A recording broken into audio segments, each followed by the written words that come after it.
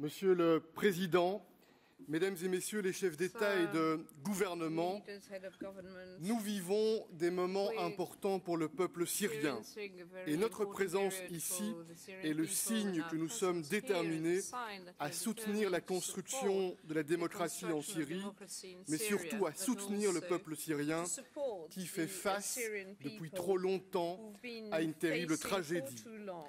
Le processus de Genève est essentiel et je tiens à réitérer notre soutien à l'envoyé spécial Staffan de Mistura.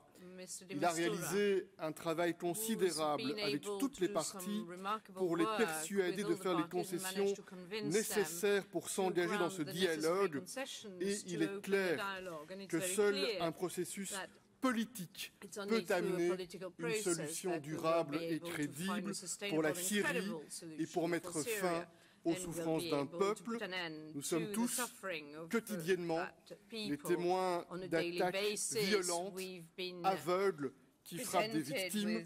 Ces attaques montrent l'urgence de réaliser des progrès sur le plan politique, mais aussi sur le plan humanitaire. Bien sûr, il faut mettre fin au bombardement indiscriminé des zones civiles, il faut garantir l'accès de l'aide humanitaire, il faut lever les sièges qui condamnent à mort les populations civiles.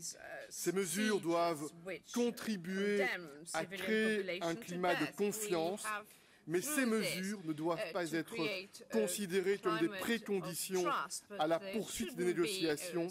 Elles ne doivent pas retarder les efforts de l'envoyé spécial. Le processus politique doit être poursuivi jusqu'à ce qu'une solution soit trouvée et il est primordial que toutes les parties syriennes soient engagées dans ce processus.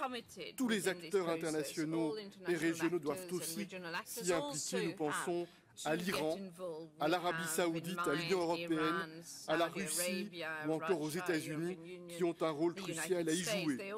Ce processus doit aboutir à une Syrie libre et démocratique.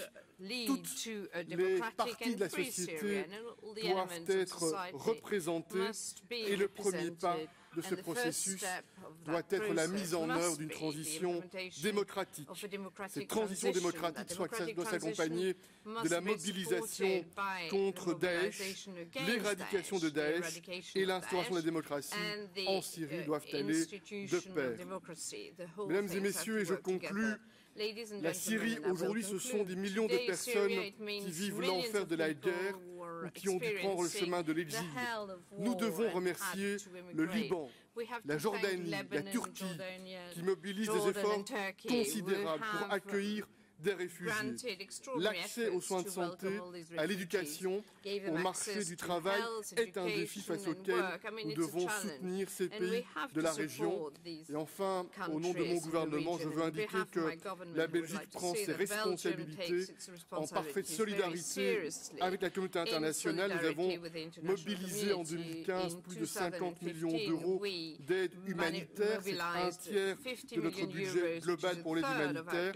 Et nous prenons l'engagement pour 2016 et 2017 de mobiliser au minimum 75 millions d'euros additionnels.